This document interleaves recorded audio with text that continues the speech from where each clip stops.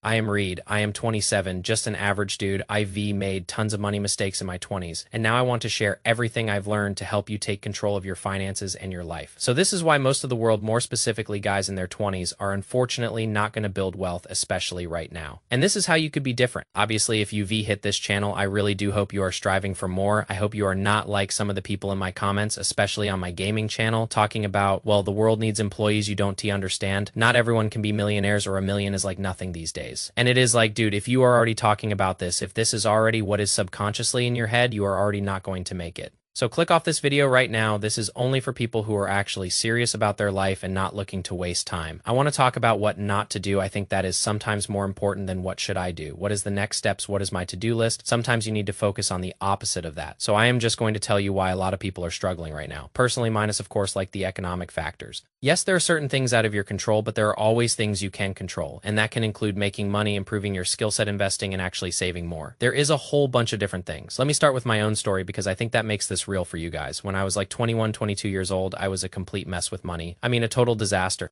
I was working a decent job making like 45 grand a year, which honestly is not bad for a kid straight out of school, but you would never know it by looking at my bank account. I was broke all the time, like paycheck to paycheck broke, and the craziest part is I thought I was doing fine. I thought that was just how life was. You work, you get paid, you spend it all, and then you do it again next month. That was my entire financial philosophy. It was horrible. I remember I had this credit card with a $3,000 limit and I maxed it out buying stuff I did not need, clothes, video games, eating out every single day. I was living like I was rich, but I was actually drowning. The minimum payments were eating up like $100 a month and I was paying like 25% interest on everything. I was literally paying the bank to let me borrow money to buy stuff that made me feel cool for like 5 seconds. Looking back now, it makes me sick to my stomach. But at the time, I did not even realize how bad it was. That is the scary part. You can be in a horrible financial situation and have absolutely no clue because everyone around you is doing the same thing. So first things first is too many people are not focused on income, especially the younger guys, right? You are focused on chasing the next sexy thing.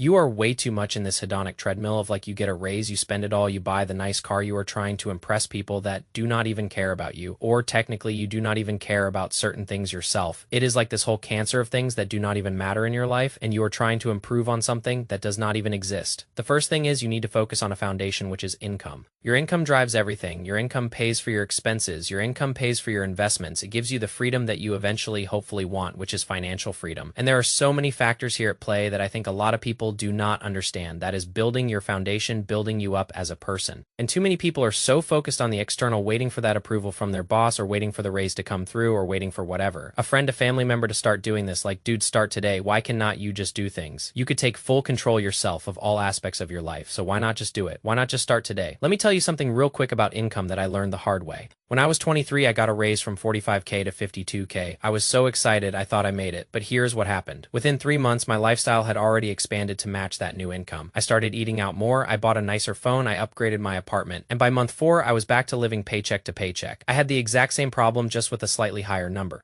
The raise did not change anything because I did not change anything. That is the trap. More money does not fix bad habits. It just gives you more rope to hang yourself with. So I started thinking about this differently. I realized I needed to not just earn more, but keep more. And that brings me to the second thing, which is consumerism. I think this is something that has gotten so bad, we just shop and we just spend to spend. We gamble to gamble for no apparent reason whatsoever. People like this make absolutely no sense. It absolutely baffles me. General consumerism, you cannot depend on that. I try to hack my way into life and be like, how little can I spend? I still live an incredible life, and yet I spend such little money relative to my income. Of course, but it is just very fascinating to look at and be like, damn, how does this work? How can we engineer my life so I do not have to spend much in the first place? Now, I am all for spending money on experiences. I am going to Japan a little bit. I am going to do a couple other trips this year that is different, or nice dinners or gifts for people, or just being abundant in general. But it is cool to hack the system and be like, I do not have to spend money to get that dopamine rush. I can be content. I am happy with myself enough and secure in my own self that I do not need to spend money to seek validation or to buy these things that do not even matter, right? I remember when I stopped buying stuff just to feel good for a moment, I started asking myself one simple question before every purchase. Will this actually make my life better in a real way, or is it just a temporary thrill? That question saved me so much money. It is ridiculous. I used to buy video games, play them for 2 hours, and never touch them again. I used to buy clothes that I wore maybe once. I used to go to bars and spend $80 in a single night for what? To wake up the next morning feeling like garbage in every possible way. It was a total waste of money, time, and health. I started challenging myself to see how little I could spend while still having a good time. And you know what? I found out that most of the best things in life are completely free. Hanging out with friends at the park, going for a hike, reading a good book, cooking a meal at home, having a deep conversation with someone you care about. None of that costs money. But we have been trained by society and advertising to believe that happiness is something you have to buy. And that is a lie. Too many people are spending money that they do not have. That is the reason credit card debt is all over the place. That is the reason people do not have money to invest in the first place. It is pretty embarrassing right when you do the math, and sometimes it is an awareness thing. They do not even realize the pickle that they are in, that they created this themselves. And it is quite sad. And then obviously the normie brain is to blame external factors, blame everyone else. But that is besides the point. Let me give you a real example. I had a friend in college who made pretty good money for a student. He worked part-time at a restaurant and also did some freelance stuff on the side. He was probably bringing in like $2,500 a month, which is solid for a college kid, but every single month he was broke. He would ask me to spot him for lunch or for gas. And I was like, dude, where's your money going? And he genuinely did not know. So one day we sat down and looked at his bank statements together, and it was brutal. He was spending like $400 a month on coffee, energy drinks, and fast food. Another $300 on random Amazon purchases he did not even remember buying, and like $200 a month on subscriptions he forgot he even had. Netflix, Hulu, Spotify, some gym membership. He never used a gaming subscription. It added up to over $1,000 a month of pure waste. He was literally burning $1,000 a month on stuff that did not matter, and he had no idea.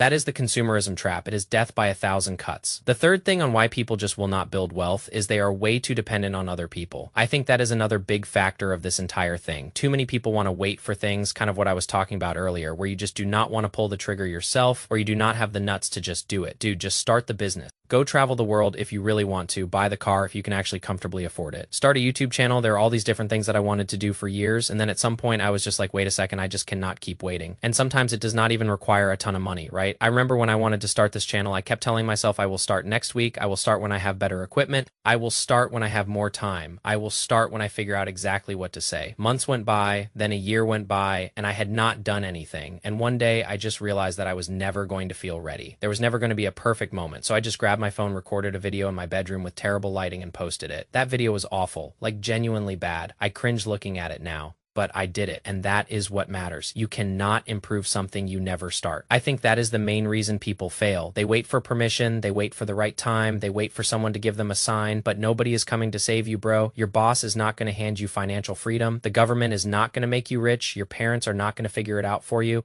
You have to take responsibility for your own life. And that is scary for a lot of people because it means if you fail, you have nobody to blame but yourself. But it also means if you succeed, you get all the credit. The fourth thing is obviously not learning how to keep what you earn. It is not about how much you make. I've always talked about income, but I am always talking about keeping your burn low. High income expenses could be down here. The further this gap, the further this window, the more ahead you are going to get, and even faster it will happen, as fast as you possibly want it to be. As long as you keep up with that spread, right? That is the play. That is where a lot of people get this wrong. I do not care about how much money you make anymore. It is how much you can actually keep and then multiply. Where are you putting your money that is going to continuously grow? This could be into ads to grow your business. This could be S&P. This could be Bitcoin. This could be individual stocks. Whatever you are having a thesis on, as long as it continually does not have to grow like a hockey stick, but slowly compounds over time, that is impressive. You have my utmost respect if you are doing that even at a smaller scale than someone who makes $100,000 a month and spends $100,000 a month. It is like if you can just take a little bit of chips off the table every single month and put it into something that you have got conviction in that slowly grows over time. That is how you win. That is the simple math of building wealth, is just doing that right.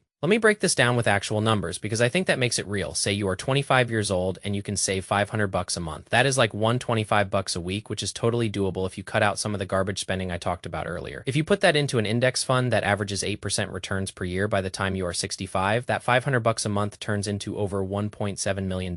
That is insane. That is the power of compound interest. Your money starts working for you. It starts making its own money, and then that money makes money too. It is like a snowball rolling down a hill, getting bigger and bigger. But here is the thing. You have to actually do it. You have to have the discipline to save that money and not touch it. You have to resist the urge to cash it out when you want to buy a new car or go on a vacation. That money is your future freedom. Treat it like it is sacred, because it is. The fifth thing is mindset, and I saved this for last because I think it is the most important. Most people have already lost before they even start because of the way they think. They tell themselves, I am not good with money. I will never be rich. The system is rigged against me. It is too late for me. I do not know where to start. And those thoughts become self-fulfilling prophecies. You believe you cannot do it, so you do not try. And because you do not try, you fail. And then you use that failure as proof that you were right all along. It is a vicious cycle. I had to completely rewire my brain to get out of this. I started reading books about personal finance and mindset. I started listening to podcasts from people who had done what I wanted to do. I started surrounding myself with people who were ambitious and driven instead of people who complained all the time. And slowly but surely, my mindset started to shift. I started believing that I could actually build wealth. Not because I was special, but because I was willing to put in the work and make the sacrifices. That belief gave me the motivation to keep going, even when it was hard. And trust me, it was hard. There were months where I looked at my savings account and felt like I was barely making progress. But I kept going, so again, do what most people do not. I would say do the opposite of what most of the world is doing right now. Complaining, being negative, thinking things are out of their control, spending a ton of money on things they do not need, not investing. Those are the 5 things. Those 5 things right there are enough to put a freaking sticky note on your computer. Put a reminder on your phone of those 5 things and you are going to be fine. I really genuinely believe that you will be fine in life if you do that. This video is not really complex. I purposely made it this way.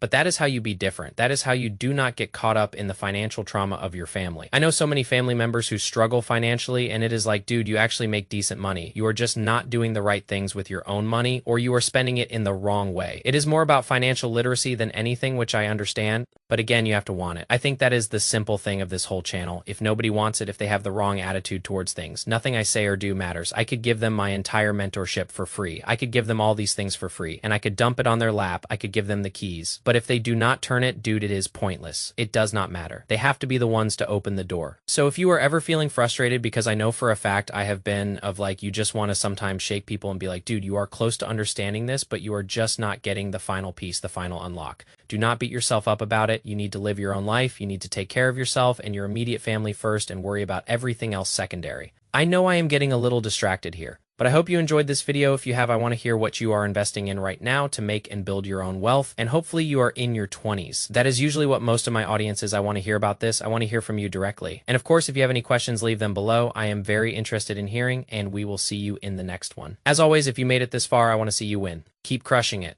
Peace.